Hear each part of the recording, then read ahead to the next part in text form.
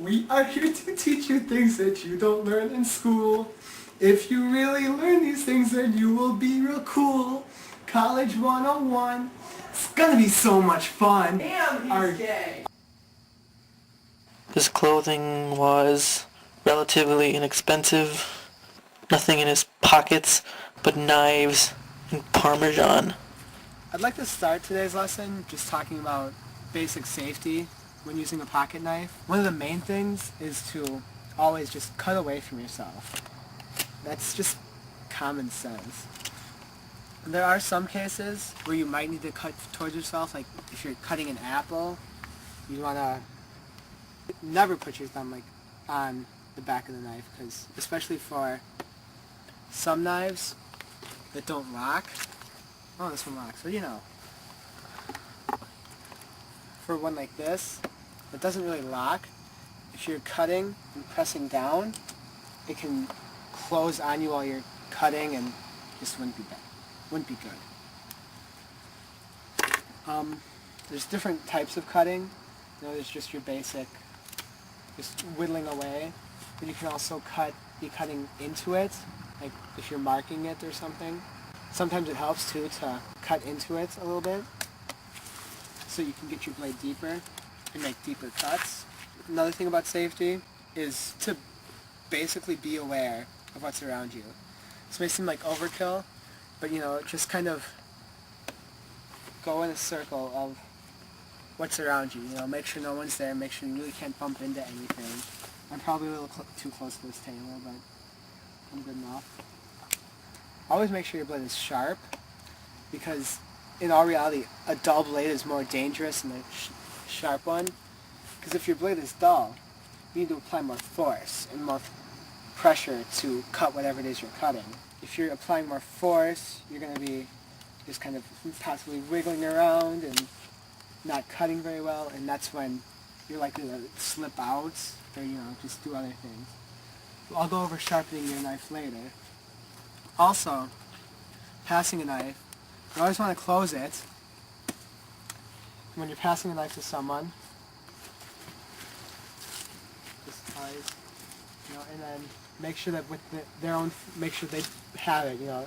I usually let their own force pull it out, therefore you know you have it before you let go. If you're passing it with it open, just always hold on to the blade while passing it. Just try not to do that. The best way to do it, if you have to keep it open, would be to set it down on a table and let them pick it up from the table. That's all I really have to say about safety. I'm sure there's more. Just most of it's common sense. Don't be stupid. Alright, so we had to move the rest of the filming of this episode inside because being in Wisconsin, you know, emergency weather came up. We had to come in here pretty quick. Alright, so what I'm going to do for the last part of this is just care of your pocket knife. I'm going to use this one because my Swiss Army is MIA, and this one has a lot of stuff. So just for cleaning of your knife, this one comes with a nifty little toothpick, which is handy.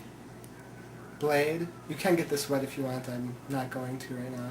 Just want to wipe it off, make sure everything's clean. And then with the toothpick, take your tissue, just kind of make sure you get all of the dust and stuff out of the grooves, because this is really dirty right now. I'm going to get a real toothpick. You can stop it. That plastic little thing wasn't working too well. Yeah, so this works pretty well for that. I think there is like a knife grease you can get too, which will help your blades and stuff. I don't have any of that. I probably should invest in some. But I are poor. I can't afford stuff. After you got that done, you can sharpen your knife.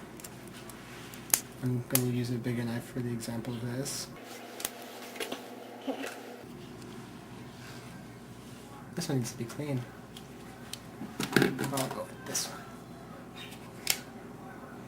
They all need to be cleaned. I'd like to thank my friends Chris and Matt for letting me borrow their sharpening stone, because I do not have one of my own. You could probably just use your, if you have like a kitchen knife sharpener, that would probably work too. While I was picking that up, they informed me that this little groove in the middle is used for sharpening fish hooks. I think that's pretty neat. So when you're sharpening your knife, once again making sure you always go away from yourself. God, I can see the cameraman again. Once again going away from yourself. About a 20-degree angle. where you just kind of starting at the base and going to the tip.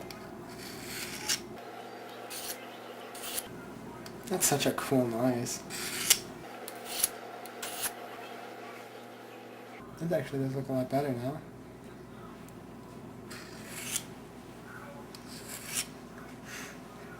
You want to do the same thing with the other side? No, how does this work? I'm right-handed.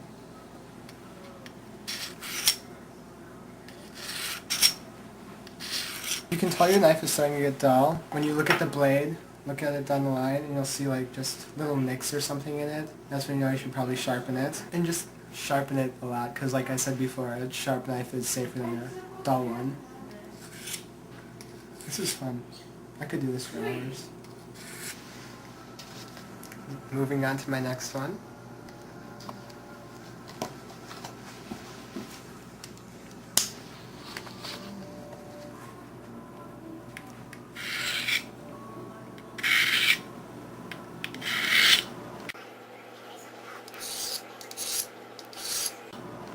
I could be doing this completely wrong too, who knows. Cut into the air. You're breaking the fourth wall. Oh my gosh, we're all gonna die. Go on.